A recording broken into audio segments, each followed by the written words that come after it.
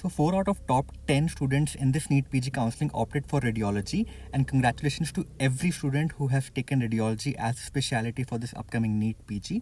And in this video, I'd like to tell you what your residency looks like, what the 3 years of MD or DNB in radiology actually looks like, how you should spend it so that you get the most out of your radiology residency. I'll also discuss what are the various resources, both online and offline, which will help you increase your efficiency and also help you read. I'll also tell you what to read from where to read using these resources. So I'm Dr. Rishabh Jain. I did my MD in radiology from PGI Chandigarh, and I've done my SRship from AIIMS Delhi, and I'm currently pursuing my intervention radiology fellowship from Delhi. Now, how is radiology residency different from other specialties? Now, unlike medicine, surgery, obs, gynae, or pediatrics, Jin subjects का you have a little background knowledge in your MBBS, radiology is totally new.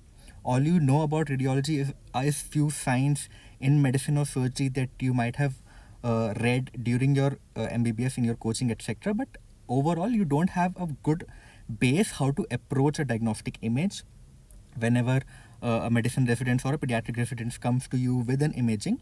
You need to do a systematic search to get to the answer. So that is how a radiology residency is different. It is a new subject for you altogether in your MD. Plus, radiology is a huge subject. You will be required to read the physics of X-rays, MRI, CT scans, along with systemic radiology from head to toe. You are expected to know at least the basics of all common diseases of all major systems. Also, your doctors are your patients, so it is a tough crowd. You need to read more than them. You need to know more about imaging of the particular diseases than your fellow clinicians. And radiology residency gets hectic as you progress. So unlike medicine and surgery, in which your first year is super hectic, super stressful, radiology first year is a little less stressful because you are new to the subject and you don't get posted into CT, MRI or intervention right after you join the residency. You are most commonly posted in either ultrasound or X-rays, which are a little chiller postings. Now, hence, because of all this, a lot of reading is required in radiology. You need to constantly read about things that you see in clinics, that you see in your reporting room, and also you need to background read while you are at home. So what are the common resources from where you can read this stuff? So unlike other major subjects, now in radiology, online resources are favored much more than offline resources. Because they're very handy. You can read them on the go during having food, or like even while you're reporting, you can carry an iPad and read the topic which you're reporting from a standard textbook or from a very good articles that are available online. Now, two important resources that I'll suggest every resident should subscribe to is an RSNA membership and an ARRS membership. Now, RSNA is Radiological Society of North America. It is like the biggest radiological society in the world, and it's US based, so it has very good resources for both residents in the form of PPTs and the form of various review articles. Now, ARRS is American Röntgen Ray Society. It is the oldest radiological society in the world, and it also has very good video lectures, very good review articles, and very good PowerPoint presentations for resident education. And both of these are free for residents. So I'd highly recommend you that you at least subscribe to these two memberships. Also take an IRIA lifetime membership. It is cheaper when you apply it during your residency, and it is valid for a provisional life member if you're valid for a provisional life member if you take it during your MD. And IRIA is Indian Radiological Imaging Association. It is basically a Indian society of all radiologists in the country. So it also holds various classes in the evening, usually from 7 to 9. And also there are state IRI chapters. For example, if you are based in Delhi, there is a Delhi IRI group. If you're based in Chandigarh, there is a Chandigarh IRI group. And they frequently keep on having various conferences for both residents and faculty. Now, Radiopedia, I think all of you know about Radiopedia, and it's a very good resource, very legitimate resource. It does not give wrong information at all. And it is very good to get a quick reference while you're reporting. Now, few important articles that I'd like you to subscribe is first Radiographics. Now, Radiographics is the review article from RSNA, and they give very good education material for both residents while you're reporting and also for your exam point of view. Now, Neurographics is again a very good journal from AJNR, from the Neurological Society of America, and Neurographics gives similar review articles like Radiographics with respect to neuroimaging, neuroradiology. And MRI Clinics is very nice resource if you want to read up about neuroradiology and neuroimaging. Now, few offline resource. First, coming to the books, definitely. What are the must-read books, I think, in your residency that you should read? And they are very good books. So, first is Osborne. It is for brain imaging, mainly neuroimaging. It does not cover head and neck or spine, but it is a very good resource for brain imaging. Second is Webb Thoracic Imaging. Now, it is a Bible of chest imaging which is read all across the world, and it is so simplified. It is so easier to revise. It has many tables, many charts, very good images. Definitely must read during your residency. Now, Survival Guide of Chest X-ray is a very compact, easy to read textbook or a review book, I would say, for chest X-ray. And if you're in your first year, in your first semester, during your initial months of your residency, I think this one book I'd highly recommend you to read, Survival Guide of Chest X-ray, both from exam point of view and also for your day-to-day reporting.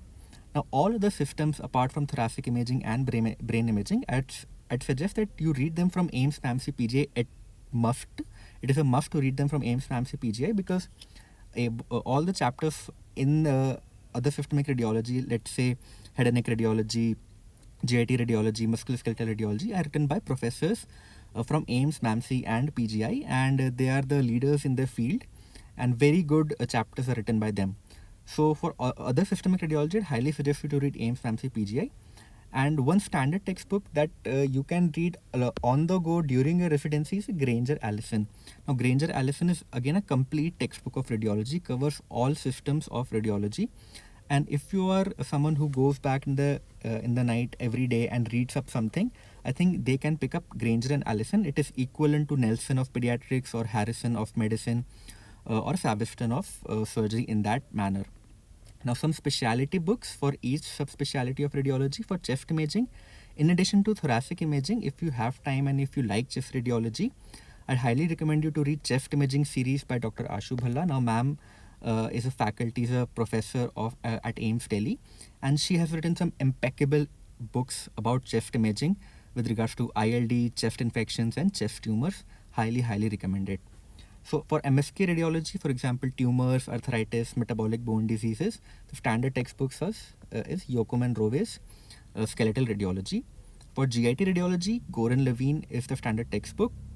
Breast imaging, ACR Byrat's 5th edition, and obstetric imaging, Rumack and Callens are two important books for obs imaging.